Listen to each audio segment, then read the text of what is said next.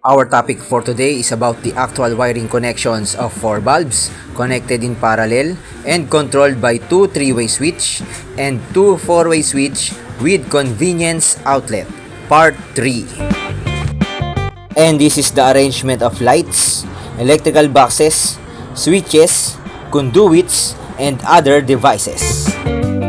And without further ado, let's get started.